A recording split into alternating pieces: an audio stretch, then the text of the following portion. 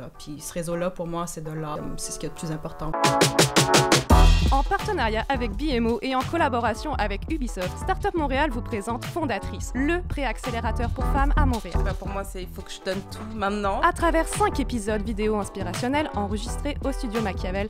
Tu te dis, faut que j'y aille. Parce que travailler à temps partiel, d'un côté, ça va pas y arriver, là.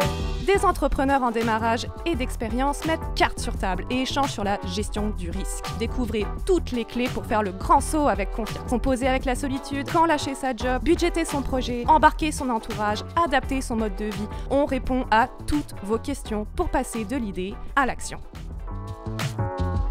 Pour ce 5e et dernier épisode, on parle de sa start-up avant tout et de comment embarquer son entourage avec Sam Bellamy, Swafia Hassani, Marie-Claire Hamel et Audrey Gauthier. Bonne écoute! Bonjour les filles! Bonjour! Allô. Est-ce que vous allez bien? Oui, toi? Oui, ça va bien. Donc, je me présente, mon nom c'est Sam, je suis la fondatrice de Bazooka.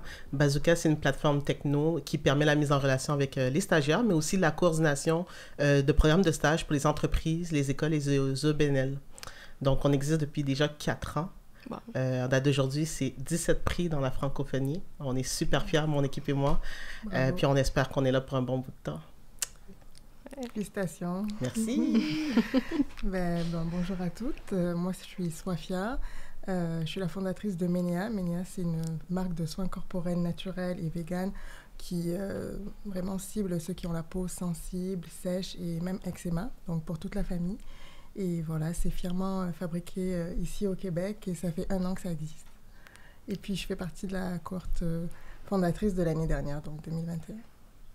Wow. Audrey, vas-y. Bonjour, moi c'est Audrey Gauthier. Donc, je suis dans le programme fondatrice dans la cohorte Envol de cette année 2022. Le nom de mon entreprise, c'est Production Tous Classiques. Puis le but, c'est vraiment de faire vivre la musique classique autrement. Pour qu'elle soit accessible à tous. Donc, il va y avoir une partie jeux, carnets d'aventures musicales qui vont pouvoir être offerts à tous à partir de 7 ans, on va dire. Puis pour tous les curieux. Puis en même temps, un service aussi aux organismes culturels qui souhaitent vraiment développer un peu plus la médiation culturelle, mais toujours orientée sur la musique classique, de façon à ce que ce soit vraiment démocratisé. Puis c'est vraiment pour faciliter ça. Super intéressant. Merci. Bravo. Allô, moi c'est Marie-Claire. Mon projet c'est Ozex. Donc Ozex c'est une application en santé sexuelle qui vise à être la référence au Québec. Donc pour l'instant, j'offre des services pour les jeunes parents qui veulent se réapproprier leur couple suite à l'arrivée d'un enfant. Donc ouais, ça ressemble à ça pour l'instant.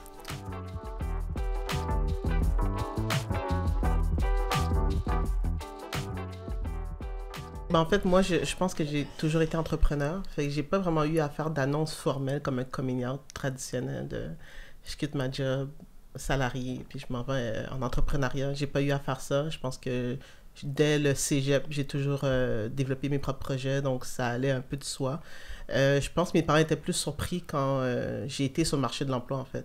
Ah oui? Ouais, ils étaient un peu plus surpris parce qu'ils se demandaient, en fait, OK, est-ce qu'elle entreprend? Oui, mais en même temps, elle travaille. Mais moi, j'ai toujours eu le besoin de valider mes acquis scolaires dans le marché du travail pour valider mes intérêts aussi, mais parce que j'avais besoin d'argent. Puis souvent, les projets que je faisais au début, les revenus n'étaient pas toujours là. Donc, je faisais souvent les deux. Pendant plusieurs années, j'ai fait les deux.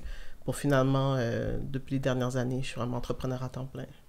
Donc, est-ce que Bazooka, c'est ton premier projet entrepreneurial? Non. Non, du tout. Okay. Ça fait 4 ans, mais moi, j'entreprends depuis mes 19 ans, en fait. Ah ouais, j'ai 36 maintenant. Donc, ça fait un certain temps. Ouais, fait que moi, j'ai fait mon deck en graphisme. Fait que dans le fond, j'avais une petite boîte de production de design graphique. Donc, j'avais des clients comme Fido, Pomelo, TELUS, etc. Quand même? Ouais, quand même. Puis, je faisais ça avec mes amis en classe. Puis, vu que j'avais pas d'ordi dans ce temps-là, on parle de 2005, là, j'avais pas vraiment d'ordi assez performant pour avoir la suite Adobe avec Photoshop et tout. Je faisais tout ça à l'école. Puis moi, j'allais à Cégep Dawson, fait que c'était ouvert 24 heures le laboratoire. Fait que moi et mes amis, on restait là toute la journée à prendre des clients, mais aller à l'école en même temps. C'est comme ça que ça a commencé jusqu'à temps qu'on a vendu notre carnet de clients à un joueur québécois. Wow. Parce qu'on avait plus de 2000 clients après. Wow! En l'espace de 3 ans. Et c'est comme ça que je me suis lancée ensuite en restauration, pour finalement, quand j'ai eu mon fils Zion, qui a 9 ans maintenant, pour tout vendre, pour me relancer vers l'enseignement, pour retourner vers l'entrepreneuriat. Wow! L'enseignement dans quoi? Technique administrative, gestion de commerce. J'ai enseigné pendant 6 ans au cégep. À temps partiel, en même temps que travailler en corpo. J'ai fait comme Cascade, Pratt & Whitney, Bombardier, tout ça. C'est un parcours vraiment impressionnant, là. C'est comme tu fais des zigzags, puis... Merci. Je pense que c'est la quête de l'apprentissage en tout temps. Dans le fond, moi, je suis une personne qui est très curieuse, donc je me lance à pieds joints dans un projet, puis je vais aller au bout du projet, puis ça inclut travailler dedans pour finalement voir que c'était cool, mais j'ai pas envie de faire ça. Ouais. C'est un peu saisir aussi les opportunités qui se sont présentées à toi, en fait. Aussi, exactement. Ouais. Donc, c'est vraiment d'être à l'écoute de son environnement puis de voir est-ce qu'il y a quelque chose que je peux amener comme valeur, autant comme employé ou intrapreneur en entreprise qu'entrepreneur. Puis, ça m'a amené où est-ce que je suis aujourd'hui, où est-ce que j'ai une bonne vision générale de mon entreprise. Ça me sert, parce que souvent, les gens vont dire « Ah, ça sert pas. Sam, t'as tourné en rond, t'as fait plusieurs programmes. » Probablement, je les ai tous finis. Fait que, OK, props to me. Mais aussi, ça fait de moi une entreprise plus solide aujourd'hui. Ça, c'est sûr et certain. Parce que j'ai étudié en graphisme, en comptabilité, en enseignement. J'ai fait mon MBA. Tu sais, j'ai quand même une vision comme assez globale de tous les services qu'il y a dans une organisation saine, en fait. Ouais, c'est super complet, quoi, finalement. Ouais. Moi, j'aurais une question. Vu que tu as eu plusieurs projets, est-ce que ton entourage, donc, était un peu mélangé? Tu sais, dans le sens, il se disait, écoutons, elle part sur plein de directions, fait qu'elle est comme pas fixée sur ce qu'elle veut vraiment faire, ou, tu sais, comme, quelle a été la réaction face à... Ben, c'est sûr que mes parents, ils savaient que je suis entrepreneur, mais ils aimeraient ça ils voulaient que je me branche dans une chose. C'est comme, OK, tu fais ça, puis c'est ça, c'est fini. Mais moi, je suis une personne curieuse, donc je changeais souvent de projet. Donc mes parents étaient un peu découragés de mon parcours, je dirais, là, pendant un bon bout de temps. Ils disaient comme, qu'est-ce qu'elle va faire de sa vie, cette jeune fille? mais sinon, mon entourage autour de moi, les plus proches, je pense qu'ils n'étaient pas vraiment dans le jugement, ils comprenaient, mais j'ai bien choisi mes amis. Puis tous ceux qui n'étaient pas alignés avec ma perception de moi-même, comment j'étais ancrée dans ma personnalité, puis qu'est-ce que je voulais comme vision de ma vie, je les mettais de côté, tout simplement. Ils s'en allaient par eux-mêmes, parce qu'ils étaient tellement mélangés qu'ils disaient comment cette fille-là, je sais pas où est-ce qu'elle s'en va. Donc, c'était correct. Fait que ceux qui sont encore aujourd'hui avec moi, c'est ceux qui ont toffé la longue run, comme on dit. Moi, de mon côté, en fait, j'avais un emploi avant... j'ai toujours un emploi, en fait, là. Moi, ça a été un peu pendant la pandémie... je pense qu'on s'est tous posé beaucoup de questions. Hein? Ça a été un moment de réflexion. De mon côté, je travaillais beaucoup, des grosses heures sur la construction. Donc, je me suis questionnée à savoir si c'était vraiment ma passion. Puis, la réponse était non, en fait. Donc, moi, je voulais complètement quitter ce domaine-là. Je suis retournée aux études. Puis, je suis tombée là, sur l'entrepreneuriat. Je me suis intéressée à ça. Je voulais grandir mon portfolio. Puis, je voulais pas faire le saut, tu sais, dans le sens où j'avais un cours en entrepreneuriat, je trouvais ça super le fun, je mettais toutes mes énergies, tout mon temps sur ce projet-là que je suis en train de bâtir à travers un cours, mais je voulais comme pas faire le saut, je pense que j'avais peur de, tu sais, c'est tough de prendre la décision de dire, OK, là, je le fais pour de vrai, tu sais, fait qu'en fait, moi, ça a été mon conjoint qui m'a dit, là, il se passe quoi avec ça, là? Tu m'en parles tout le temps, t'es super passionné par ton projet, mais qu'est-ce que tu vas faire avec ça? Fait qu'on a eu une discussion parce que, dans le contexte, c'est sûr que se lancer, ça a des implications sur l'entourage aussi, là, sur notamment, ton style de vie, tout ça. Donc, c'était comme une discussion un peu à deux, puis, lui m'encourageait beaucoup, beaucoup là-dedans, il voyait que je m'épanouissais. Fait que j'ai fait le saut, je me suis dit, OK, je vais le faire pour de vrai. Puis après ça, c'est sûr que j'ai parlé de mon projet. Fait que dans ma famille, moi, j'ai une famille qui est très, comme... est très cheerleader, là, un peu, là. Fait que, tu sais, vraiment comme go, go, go. Fait que ça a été super bien reçu. Mon père est un petit peu plus conservateur. Donc, un petit peu, je dirais, aversion au risque, là. Fait que pour lui, c'était comme, si tu le fais, je t'encourage là-dedans, mais fais attention. Donc, c'était toujours comme, fais attention, faut pas que tu te fasses pogner, faut pas que tu te fasses voler ton dé, faut pas... Fait que c'était beaucoup comme des contraintes, puis j'ai eu une discussion avec lui parce que je trouvais que c'était comme trop, là. Tu sais, là, j'étais là, t'es la seule personne qui a des énergies négatives, là, fait que j'ai pas besoin de ça. Fait que, c'est ça. Après ça a changé, puis là, autour de moi, tout le monde est comme vraiment très, très, très content, là. Puis je pense qu'il voit aussi beaucoup l'impact que ça a sur moi, puis sur mon bien-être, sur mon bonheur, vu que, tu sais, je suis passée par une petite passe plus difficile, justement, en pandémie. Fait que ça serait ça pour moi. Puis côté amis, ben, il y a des gens qui comprennent pas vraiment ce que je fais. Puis, fait que eux autres, c'est ça, il y a moins de questions, mais au final, ça reste somme toute positif pour moi, là. Puis il y aura toujours des gens qui comprendront pas ce que tu fais. Ouais. Ma mère, je lui explique 20 fois, puis à chaque fois, c'est comme, qu'est-ce que tu fais déjà? Quand quelqu'un cherche une job, elle me dit, appelle ma fille, elle va te trouver une job. Maman, c'est une plateforme technologique, le monde s'arrange tout seul. Ouais. Je suis pas une agence de placement, non. Non, c'est ça. Fait que, ouais, c'est pas mal ça de mon côté, là. Okay. Ben, moi, de mon côté, pareil, ça a commencé, l'idée d'entreprendre a commencé pendant la pandémie. Donc, quand tout était shut down, tout le monde était en confinement, garderie fermée, donc on est tous à la maison. Puis c'est ça, c'est à partir de là que ça a commencé, cette idée de vouloir concrétiser un projet que j'avais déjà, une idée que j'avais, mais que j'avais laissée de côté. Et puis, moi, j'ai pas fait le saut d'un coup aussi. J'ai travaillé mon projet en même temps que j'étais toujours en emploi. Malgré que ce soit la pandémie, j'étais toujours en emploi, donc il a fallu que je reprenne mon poste et en parallèle le projet. Donc c'était très contraignant, mais bon, j'ai quand même survécu. Puis c'est ça, puis mes parents, enfin ma famille en général, ils étaient très optimistes, très encourageants. J'ai pas eu de résistance autour de moi à propos du projet. Au contraire, ils se voyaient déjà vraiment à la fin, quand c'était la réussite, le succès. Enfin, ils étaient très, très encourageants. Donc, moi, j'ai pas eu de problème autour de moi, au contraire. C'était plus moi qu'il fallait convaincre au final de dire « Ok, c'est bon, il faut faire le saut maintenant. T'as toutes les voies qui sont ouvertes pour toi. » Donc, je l'ai fait peut-être 6 mois plus tard. Mais voilà, autour de moi, j'ai eu aucune résistance. Donc aujourd'hui, tu es à 100% sur ton projet? 100%. Wow! Félicitations. Ouais. Merci. Ouais, voilà. Ben écoute, moi de mon côté, j'ai été graphiste aussi. Puis j'avais eu une première expérience de travailleur autonome, mais je pense qu'à l'époque, j'étais pas prête. J'avais pas les outils, j'avais pas assez confiance en moi, en tout cas. Fait que... Mais j'ai toujours eu cette volonté, tu sais, de vouloir travailler de chez moi, d'être indépendante, d'avoir ma propre affaire, tu sais. Fait que j'ai laissé tomber pendant un moment, puis effectivement, en fait, je pense que la pandémie a comme permis à beaucoup de graines de germer, finalement. Moi, j'avais fait un retour aux études il y a à peu près 7 ans, et je suis encore aux études à l'heure actuelle. Puis j'ai un programme qui se terminait par un stage que j'ai fait, au lieu de le faire sur 3 mois, je l'ai fait sur 9 mois. Et on m'a mis sur des projets qui m'ont vraiment permis d'aller exploiter, tu sais, le potentiel que tu as en toi. Et j'ai réalisé que c'était ça que je voulais faire. Donc, au départ, j'étais comme... je sais pas trop par où prendre le truc. Puis je me suis mis à dessiner. Mes amis me disaient « Mais qu'est-ce que tu vas faire avec ça? » Je dis « J'en sais rien, tu sais. Je fais ça pour m'amuser. » Puis on dit « Non, il faut que tu fasses quelque chose avec ça. Ça se peut pas, là, que ça reste, c'est comme pour toi tout seul ou que juste tu le diffuses sur tes réseaux sociaux. » Puis fait que là, j'ai commencé à réfléchir. Puis c'est comme ça que l'idée est venue. Mais mon entourage, j'ai beaucoup de chance parce que j'ai des amis qui me soutiennent beaucoup, qui sont très franches, très ouvertes, donc qui sont capables de me pointer du doigt des affaires qui vont pas du tout.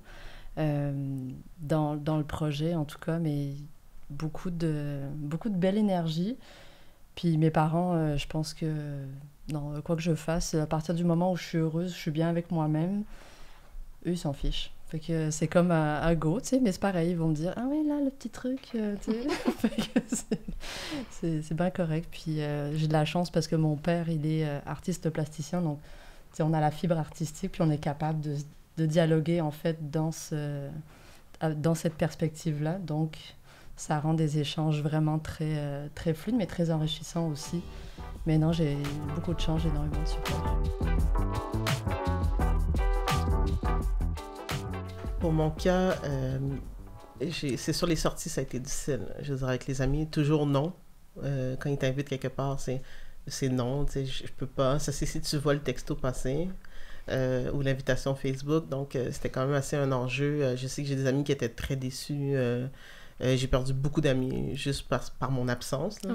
Ah ouais. Oui, donc des gens qui veulent sortir les fins de semaine, puis vu que tu fasses partie de leur environnement où ils font leur fête d'anniversaire, c'est important pour eux, mais toi, tu as des livrables qui sont plus importants, puis tu vas pas à toutes les fêtes d'anniversaire ou les baby showers, des trucs comme ça, donc ils prennent ça vraiment personnel. Donc, moi, j'ai dû apprendre à lâcher prise aussi, puis d'accepter que j'étais une déception pour beaucoup de gens en termes d'amitié, mais j'ai quand même gardé des bons amis qui comprennent, mais j'ai stratégiquement décidé de m'entourer d'entrepreneurs comme moi, donc qui comprenaient ma réalité, ou des employés qui sont des high achievers, comme on dit, donc qui sont salariés, mais qui ont des objectifs de monter les échelons de leur organisation, donc eux autres aussi sont très occupés, donc ils comprennent quand le dimanche soir, tu dois travailler sur une présentation pour demain matin, ou est-ce que tu dois annuler le resto peut-être 1 heure ou 2 à l'avance parce que tu as un petit pépin qui est arrivé sur la plateforme, puis tu dois parler à tes équipes de développement, par exemple.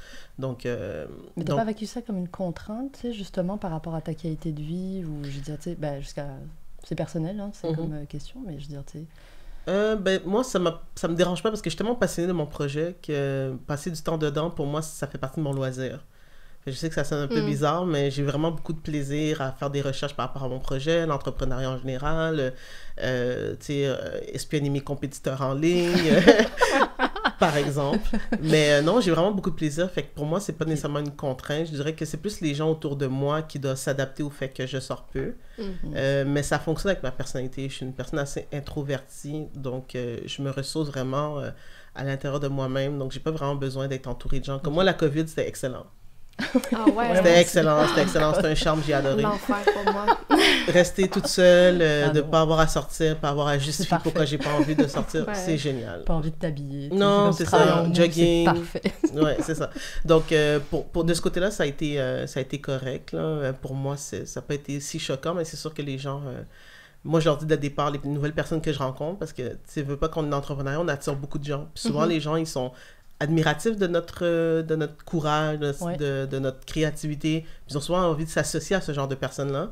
Et moi, je leur dis dès le départ, quand ils sont comme « Ah, ça serait cool d'aller prendre un café, ça serait cool, on connaît bien ensemble. » J'ai dit « Oui, mais je suis une amie horrible. Je te dis tout de suite, si tu t'attends, je suis pas la personne que tu peux appeler à minuit parce que tu pleures parce que ton chum t'a laissé, appelle quelqu'un d'autre. » C'est des trucs comme ça que moi, je sais que je suis pas capable de fournir. Puis je sais que les gens ont des attentes envers moi que je peux pas honorer malheureusement. Mais je le dis dès le départ, puis après ça, ben, ça appartient à l'autre personne. Mais à partir de quel moment t'as réalisé tout ça? Est-ce que c'est parce que t'as tellement, comme tu dis, déçu de personnes, ou que tu t'es dit, bon, là, il faut vraiment que je mette les cartes sur table dès le départ, dès que je rencontre quelqu'un? Je pense que c'est l'expérience après avoir perdu des amis à cause de mon absence, mais aussi parce que je me connais mieux. Puis j'accepte que je suis pas une personne qui a besoin d'être entourée de personnes. Parce qu'on est comme habitué dans la société à ce qu'on soit toujours des people person, vraiment entouré tout le temps, être en groupe. Moi, j'ai pas ce besoin-là, puis j'ai accepté avec le temps que je suis pas ce genre de personne-là. Puis ça vient avec des conséquences et ça vient avec le fait que je dois m'exposer le plus tôt possible, comme ça la personne n'est comme pas déçue. Puis ça évite des chagrins ou des peines d'amitié, d'amour, comme on les appelle. Fait que c'est ça. Mais sinon, moi personnellement, je me porte très, très bien. Donc, t'es bien dans ton style de vie. Oui, je suis bien, puis oui, je travaille beaucoup. De moins en moins, parce que plus ta compagnie grossit, plus tu peux mettre des personnes clés aux bons endroits pour avoir du temps comme maintenant où j'ai fermé mon téléphone pendant 1h30. Mais sinon, c'est sûr qu'au départ, c'est vraiment difficile. Mais ça prend un certain temps, mais ça se place. Ça se place. Mais ça a aussi un impact aussi sur... on s'en rend pas compte au début, mais par exemple, moi, acheter un condo. Quand j'ai acheté mon premier condo, là, ça a été toute une histoire. Parce que quand tu n'es pas salarié, mais que tu es entrepreneur, la banque ne te voit plus de la même façon.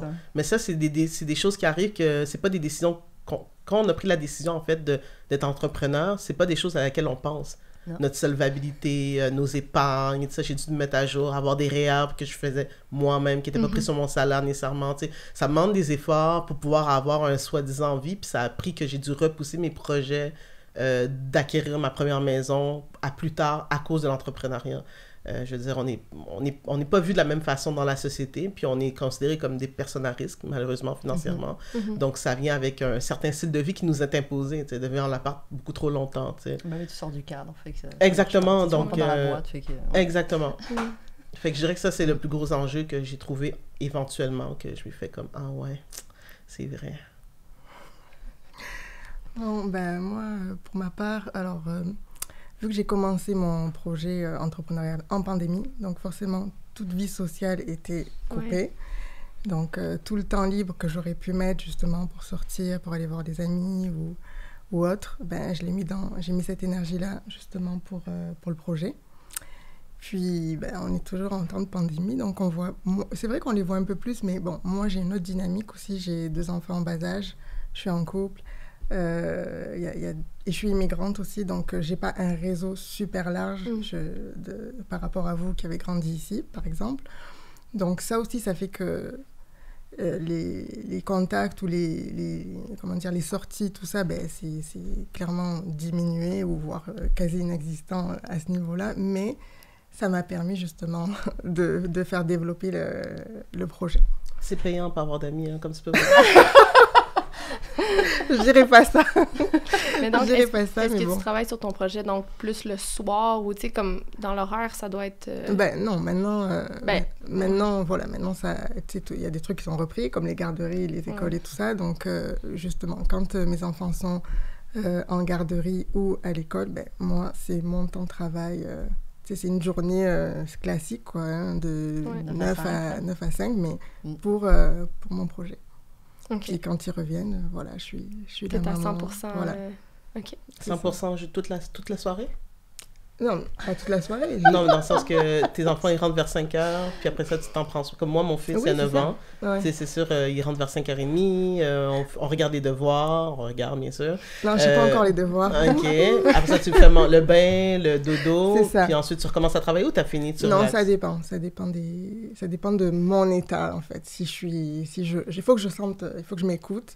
Donc, si j'ai pas vraiment d'urgence ou de deadline, non, je vais me coucher. Clairement, je vais pas faire des... Tu vois, moi, je suis pas rendue là. Je Moi, après 8 heures, mon fils dort, je recommence jusqu'à 11h minuit. Non. Ah ouais, hein? Ouais. Et le matin, à quelle heure tu recommences? Ben, je me lève à 6h30 parce qu'il faut que j'aille le déposer à l'école. Il y a 9 ans, donc j'aimerais bien mettre sur le perron qui va à l'école, mais c'est pas encore le cas. Non. Puis je commence vers 8h30, 9h, je vais au gym, je prends mon café, puis après ça, je commence la journée. OK. Jusqu'à 5h. Ouais, non, moi, je préfère m'écouter... si j'ai trop de stress ou si je sens que je suis fatiguée ou que je manque de sommeil, ça va pas marcher. Parce que je vais cumuler tout ça. Ouais. Et puis bon, j'ai quand même eu des expériences avant d'être entrepreneur, donc je sais que le stress, clairement, c'est mauvais. Donc, justement, je m'écoute. T'es sage, bravo. Merci. Il le faut, c'est une question de survie. Moi, j'avoue que j'ai une dynamique qui est, pour l'instant, que j'ai fait un retour aux études. Donc là, je me suis mise à temps partiel parce que ça fait quand même 7 ans, puis je commence à être un petit peu tannée. Donc on aimerait essayer d'avoir un petit peu une vie aussi. Mais finalement, avec l'entrepreneuriat, tu te rends compte que tu n'as plus vraiment de vie. Donc l'un dans l'autre, c'est bien. Mais je travaille aussi à temps partiel pour avoir un revenu relativement régulier. C'est une espèce de petite sécurité, là, dans le fond. Puis j'essaye de toujours rester dans le milieu culturel pour me tenir à jour de ce qui se fait, de ce qui se passe. Mais c'est ça, tu sais, en ce moment, mon projet me prend tous mes après-midi à partir de 2h. Puis je finis pas mal vers minuit à peu près. Là, je suis comme... Mais parce que comme tu disais tantôt, ton travail, entre guillemets, c'est plus vraiment ton travail. C'est comme... Puis en ce moment, en tout cas, toute la partie du projet que je travaille, c'est créatif. Donc, moi, ça vient me nourrir, ça vient me chercher. Puis, tu sais, tu commences à travailler, tu regardes l'heure. Tu dis, OK, encore un petit peu. Tu sais. Puis, à un moment donné, tu regardes ta montre, puis tu es comme, ah oui, ça fait 2 heures supplémentaires. OK, bon, ben, c'est pas grave, tu sais. Mais moi, personnellement, j'ai pas de famille ici. Je suis immigrante aussi, là. Mais ça, j'ai pas d'enfants, j'ai pas d'impératif familial, fait que je gère vraiment ma vie comme je le veux, tu sais, fait que ça impacte personne, là, si je me couche à minuit, 1h, il y a juste moi. Fait que Mais comme tu disais aussi, c'est bon de s'écouter par rapport au stress, par rapport à son état de fatigue, pour savoir quand est-ce qu'il faut s'arrêter, quand est-ce qu'on est plus productif, quand est-ce qu'on peut l'être encore, juste pour trouver une balance. Mais moi, je trie mes invitations parce que je veux quand même garder une certaine qualité de vie. Je veux pas que mon projet devienne personnellement une contrainte. C'est le fun d'avoir du plaisir quand on aime ce qu'on fait. Mais jusqu'à un certain point, je me dis, il faut quand même que je garde un petit peu de social parce que effectivement, je peux être... je travaille dans ma grotte, puis, tu sais, comme vraiment, tu sais, toute seule dans ton truc, là. Fait que pour moi, honnêtement, c'est vraiment parfait. Mais à un moment donné, l'interaction sociale, ça vient me nourrir, ça vient me donner des idées, tu sais, mais par petits intervalles. C'est pas tout le temps, mais tu sais, c'est comme ça prend un petit équilibre pour essayer de... Ben, c'est ça, d'avoir comme... Ouais, une santé mentale à travers tout ça. Exactement. Puis toi? Ouais, non, mais je voulais juste rajouter. Je voulais juste rajouter que aussi le fait d'avoir commencé cette aventure entrepreneuriale, tu rencontres d'autres entrepreneurs qui ont la même réalité que toi. Ouais. Et donc, cela devient tes nouveaux amis. Ça devient un autre écosystème, tu comprends? Donc, c'est sûr, tu vas pas les voir tout le temps et tout, mais tu peux quand même les appeler quand tu as un défi ou que tu as des doutes ou que tu vois une opportunité pour telle ou telle personne ou elle peut t'appeler aussi. Donc, tu sais, c'est un autre écosystème. Donc, c'est sûr que c'est différent, mais c'est quand même des amis aussi. T'appelles les gens, toi, au téléphone? Oui, ça m'arrive. Moi, je refuse qu'on m'appelle texto. Ah ouais? Non, mais ça m'agresse. Les Dring, gens parlent au mais téléphone. non, mais parce que tu prends pour acquis que j'ai le temps quand toi, t'as le temps. Ouais. Ah non, mais non. T'envoies un texto. Oui. Est-ce que je peux t'appeler? Exactement. Ah ouais. Puis ensuite, t'appelles. Voilà, OK. Oh mon Dieu, moi, je vis dans un autre monde, j'ai l'impression. En fait, en travaillant sur la construction, c'est complètement l'inverse. Parce que sur la construction, les gens, ils t'appellent tout le temps. Fait que mon téléphone sonne constamment. Puis, vu que j'ai gardé ma job à temps partiel, ben moi, je fais hop, hop, hop, hop, comme ça, entre les projets. Moi, je suis une personne super extravertie. Là. Quand on a fait un test psychométrique, j'étais comme complètement... je pense que je pouvais pas être plus extravertie que ça. Donc, je me ressource en parlant avec les autres, en étant avec des autres. D'où le fait que, pour moi, la pandémie, ça a été horrible. Hein? Fait que pour moi, je dirais que mon projet... c'est un équilibre. C'est d'essayer de trouver cet équilibre-là parce que moi, en ce moment, je suis seule dedans. Puis c'est pas un problème, mais c'est quelque chose que j'aimerais éventuellement avoir une équipe. Donc, par exemple, toi, tu as la chance d'avoir une équipe qui t'entoure. Ben, en tout cas, pour moi, c'est une chance parce que moi, j'ai pas de cofondateur avec moi. Ouais. J'ai un CTO que j'ai nommé cofondateur pour les biens de l'entreprise, mais la responsabilité, tous les risques est sur moi à 100%. Donc, puis ça, je conseille à personne, sincèrement, de se lancer seul. Le plus tôt on peut trouver des associés, le mieux c'est. Moi, je sais que je me porterais mieux aujourd'hui si j'avais quelqu'un sur qui compter qui a la même responsabilité financière que moi. Tu sais, j'ai le salaire de tout le monde sur mon compte. Ouais. Les gens s'achètent des maisons, les gens vont à l'école privée, ils vont à une garderie. Si ça marche pas, ben c'est tout ce monde-là que je laisse tomber. Là. Ça, c'est vraiment stressant. Encore aujourd'hui, là, à chaque 2 semaines, là, le mercredi, avant que les payes tombent le jeudi, je dors pas bien. Ah ouais? J'attends. Puis je regarde le compte, puis quand c'est passé, je suis comme... Pourtant, les fonds sont là, mais je reste avec le stress de est-ce qu'il se passe quelque chose? Y a-t-il une facture que j'ai oubliée? Ouais, non, je me sens pas bien. Ben... Donc, c'est un autre genre de stress avec une équipe. Mais ça, ce côté-là, tu peux pas le... Bon, je sais pas si... Je pense que tu Oui, il y a une firme comptable, oui. Oui, voilà, tu peux pas le... Oui, c'est pas moi qui l'ai fait, mais je veux voir. Je veux voir le montant transigé dans le compte de banque. OK. Là, je peux dormir après.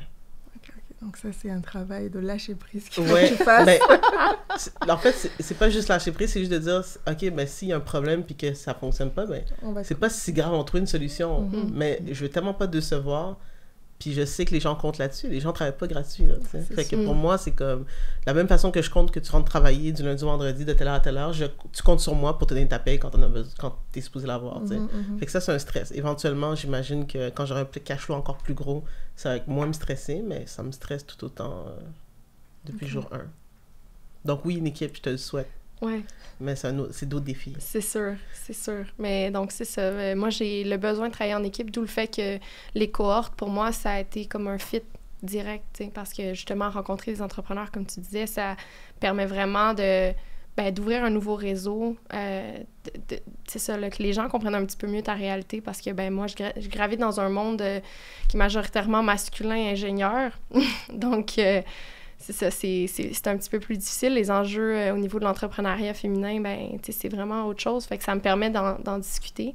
Puis moi, ma vie sociale, c'est ça, en fait. C'est d'aller dans des événements. Moi, j'adore la musique. Pas la musique classique, par contre, mais... mais la musique. Tout, hein, non, c'est ça. Fait que... mais c'est ça. Fait que je suis souvent... tu sais, pour moi, c'est super important, là, l'équilibre de la santé mentale. Je l'avais pas pendant un certain moment. Puis j'ai vu les effets néfastes, en fait, sur ma vie. Puis je suis beaucoup plus productive quand j'ai un équilibre. De mon côté, là, faut que je dise oui à ces soupers. Puis pour moi, des soupers, par exemple, en famille, que je considère comme étant comme ma vie sociale, ça me permet de faire avancer mon projet d'une certaine manière, parce que je vais chercher l'opinion des gens qui sont proches de moi. Tu sais, c'est ma meilleure critique au final. Donc, je prends un peu leur expertise, je leur parle de mes enjeux. Donc, j'utilise ces moments-là aussi pour, moi, prendre un pas de recul sur mon projet, sur ma vie, sur mon, tu sais, tout ce qui se passe. Puis faire le point. Fait que j'ai besoin fait que j'essaie vraiment de maintenir cet équilibre-là, je dirais. Là, ouais.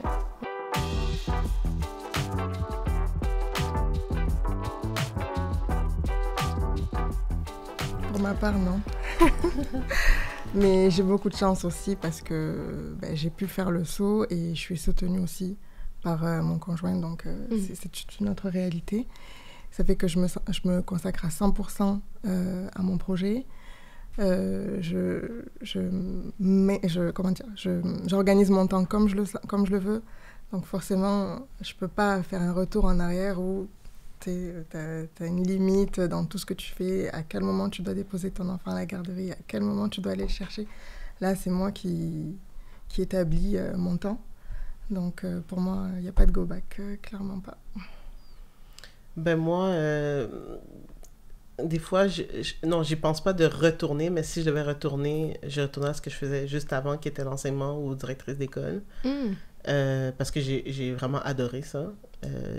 Mais c'est sûr que les 18 mois avant de me lancer officiellement dans ce projet-là, maintenant, Bazooka, je travaillais comme 18 mois à 3 emplois pour ramasser tous les sous qu'il me fallait pour contracter des développeurs web pour développer ma plateforme de départ. Mais malgré tout que je faisais intensément pendant 18 mois, j'enseignais beaucoup de charges de cours pour ramasser le plus d'argent possible. J'ai adoré être employée. Donc, c'est sûr qu'avec le stress que j'ai maintenant, le stress financier, avec mon équipe, oui, c'est le fun, mais des fois, c'est sûr, ça serait reposant. Là. Des fois, j'aimerais ça me faire gérer. Comme laisser le poste de CEO à quelqu'un, mais il n'y a personne pour faire le poste de CEO, fait que je suis comme obligée de le faire. Mais oui, des fois, c'est stressant, puis je me dis, si j'étais restée prof ou directrice d'école, je sais quel salaire je ferais probablement 2 fois plus que je faisais maintenant, avec l'expérience que j'ai aujourd'hui. Puis à 4 heures, ça serait fini. Puis il n'y aura pas de fin de semaine. Puis il n'y aura pas d'enseignement pendant l'été. Donc, il y a beaucoup d'avantages que je laisse de côté, mais j'ai pas réalisé ce que je voulais réaliser avec l'entreprise encore avant de passer l'éponge. Mais oui, ça serait reposant, mais je suis pas encore rendue là. J'ai pas bouclé la boucle de l'entrepreneuriat comme je le perçois, que j'aimerais amener le projet. J'aimerais que ce soit comme un legacy, comme on dit, au Québec, au niveau d'une plateforme qui vraiment permet vraiment à des gens d'avoir des belles expériences de stage, mais pour longtemps et pour tout le temps, tu sais. Donc, qu'on se dise, faire des stages au Québec, c'est le fun, mais qu'est-ce qui soutient ça? C'est Bazooka, tu sais. Fait que c'est mon leg. Fait qu'après ça, on verra, mais non, pour l'instant, non, ça va. Je continue un peu, encore. Et vous? Moi, je pense que non, je ne retournerai pas en arrière. J'ai été employée temps plein avant de retourner aux études, puis d'avoir des jobs à temps partiel. Puis non, honnêtement, pour moi, ce projet-là, c'est une façon de me réaliser. Enfin, tu te sens centré à la bonne place. Sur ton X. C'est ça, exactement. Ouais. Tu dis, OK, c'est là que ça se passe. Puis je dis pas que ça a toujours été facile, parce que même ça, dans le programme, je trouve qu'il y a des moments, là, ça shake. C'est comme, tu te remets en question, tu remets en question ton projet, t'es comme... mais c'est tous des moments nécessaires pour arriver finalement à ce que tu veux que ça donne au final. Mais non, sincèrement, là, je suis comme... il y a un temps pour tout. Je pense que là, c'était personnellement le bon moment pour me lancer. Puis même au travers du programme, tu sais, il y a des moments où je me suis dit, oh my God, qu'est-ce que je fais? Je continue pas. Mais tu sais, quand tu sens au fond de toi que tu as le... comment dire, c'est viscéral, il faut que tu ailles jusqu'au bout, même si ça marche pas du tout, là, c'est pas grave, tu sais, c'est comme, faut que tu y ailles. Puis je pense que des fois, je regrette de pas avoir eu ce coup de pied aux fesses que je me suis donné un tout petit peu plus tôt, tu sais, juste pour dire, ah ouais, vas-y, c'est pas grave, là, tu sais, il faut y aller à fond, après tout, c'est ça, c'est... on n'a qu'une vie, puis c'est une façon d'être bien avec soi-même, fait que c'est ça qui te rend heureux, ben vas-y, go. Fait que, ouais, non, je retournerai pas en arrière. Non. Moi, de mon côté, de rentrer dans l'écosystème entrepreneurial, pour moi, ça a été comme une révélation. C'est un bel écosystème de gens qui se supportent, qui collaborent ensemble, puis pour moi, ça a été comme, wow, ça existe. T'sais. Fait que je pense que j'ai le désir de toujours rester en contact avec cet écosystème-là, peu importe si ça se fait à travers le projet actuel, peut-être un autre projet. Moi, je ferme la porte à rien, là, dans le fond. Je pense que je vais juste écouter mes besoins au fur et à mesure. J'ai beaucoup de projets que je veux faire personnellement. Fait que on verra. Je sais pas si peut-être que je referai le saut salarié dans un autre contexte, mais je pense que je veux toujours garder ce contact-là avec l'écosystème. Pour moi, c'est important. Go, my God. Un gros go, là, c'est comme... Ouais. Tu sais, qu'est-ce que t'as à perdre, au pire, là? C'est comme... si t'es capable de comment je pense que quand il y a quelque chose qui nous passionne, on est capable de, veut pas, dégager du temps, de trouver des compromis, de faire des arrangements pour avoir un petit peu de temps, même si c'est 1 heure ou une demi-heure par jour, tu sais, de te mettre là-dedans. Puis, c'est ça, tu sais, il faut que tu le vives, je pense, pour voir si ça te convient ou pas. Mais comme Marie-Claire a dit, il y a tellement... de belles personnes, en fait, un réseau, du soutien extraordinaire que finalement, même si on est tout seul dans le projet qu'on part, on n'est jamais tout seul. Fait que ça, c'est vraiment... En tout cas, je trouve que c'est vraiment extraordinaire. Fait que non, c'est comme, faut essayer. Faut vraiment tenter sa chance. Moi, je dirais aux femmes de ne pas attendre que ce soit parfait pour se lancer. On a toujours... l'impression qu'on n'est pas assez ou qu'on fait pas assez ou le projet est pas assez. Mais quand on regarde nos collègues masculins, ils n'ont même pas besoin d'un 10e, puis ils se lancent comme s'ils avaient 10 sur 10, là, avec une assurance. Là. Donc, moi, je dirais de se lancer, même si c'est pas parfait, même si on est dans le questionnement encore, de se lancer. Puis il y a tellement de choses à apprendre dans le parcours entrepreneurial. Puis on a un bel écosystème au Québec. On est vraiment chanceux. Puis il y a beaucoup de diversité de genres, donc c'est... Comme tu as dit, on n'est jamais vraiment seul, mais les gens qui nous entourent nous permettent d'évoluer, en fait. Donc, même si on ne resterait pas entrepreneur, comme toi, j'aimerais rester en contact avec l'écosystème, que ce soit pour aider d'autres entrepreneurs éventuellement, mais de ne pas attendre que ce soit parfait, parce que ça ne sera jamais parfait. Moi, je suis 4 ans là, dans Bazooka, puis c'est encore pas parfait. Il y a encore des bugs, il y a encore des pivots, le super mot de 2021. Il y a encore des pivots à faire. Donc, écoutez, on commence, puis on verra bien où est-ce que ça nous mène, mais il y a une chose qui est sûre, c'est qu'on apprend, puis on évolue, puis on grandit énormément. C'est ça, mais ça challenge beaucoup, tu sais, à tous les niveaux, là. Vraiment très personnel, comme sur ton niveau professionnel, mais c'est ça, dans le fond. Tu sais, si on regarde un peu en arrière, quand on a commencé la cohorte au mois de mars, là, puis où est-ce qu'on en est rendu maintenant? Je pense qu'on est des personnes qui avons tellement appris sur soi, puis sur les autres, sur... tu sais, outre les formations, les ateliers qu'on a eus, mais je veux dire, tu sais, ça te pousse, toutes les réflexions que tu peux avoir, c'est comme, OK, pourquoi est-ce que j'ose pas aller là? Tu sais, c'est comme, tu touches le doigt le bobo, puis tu travailles ça pour, à un moment donné, que ça devienne... Et comprendre son entourage. Pourquoi les clients agissent comme ça? Pourquoi ils pensent comme ça? Pourquoi ils ne voudraient pas mon produit? Pourquoi ils voudraient de mon produit? C'est la psychologie du client, donc c'est la psychologie des humains. Donc, on apprend aussi beaucoup des autres et ça nous permet d'évoluer. Moi, ce que je dirais, c'est déjà qu'elle soit alignée avec elle-même, la personne, enfin, la dame qui veut...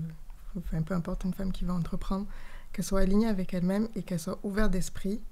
Et surtout, qu'elle aille chercher les compétences, qu'elle aille chercher les gens qui s'y connaissent dans l'entrepreneuriat. Parce on peut très vite rester devant notre ordinateur à faire plein de tas de recherches, se retrouver dans des tas de vidéos, mais c'est pas structuré, c'est pas... Tu peux très vite t'éparpiller dans tous les sens. Donc, chercher vraiment à s'entourer des gens qui connaissent tout ça, en fait. Comme le programme Fondatrice, en fait. Exact. Oui, vraiment. Ouais, moi, j'allais dire s'entourer, mais aussi de gens qui vont te pousser, qui vont te pousser à être meilleur, qui vont te pousser à avoir confiance en toi, parce que c'est super important. Je pense que c'est ça, comme on disait, ça prend juste le petit kick du départ, puis après ça, oups, c'est parti. Puis si tu t'entoures de gens qui vont te dire, ben écoute, t'es capable, puis t'es passionné, puis regarde, hier, c'était un projet qui t'énergisait, fait qu'aujourd'hui, ben c'est peut-être une moins bonne journée, mais c'est pas grave, tu sais. Fait que, puis il y en a des coups durs, il y a des choses que tu pensais que ça allait être, souvent, on arrive avec une idée en tête, puis on se rend vite compte que ce qu'on avait en tête, c'est ça colle pas aux besoins du client, en tout cas, soit ça ou plein d'autres raisons. Fait que, je pense s'entourer de gens qui apportent une énergie positive, c'est super important, que ce soit dans le contexte d'une cohorte ou dans l'entourage immédiat, je pense que ça, c'est important, se faire confiance, c'est go. Ouais.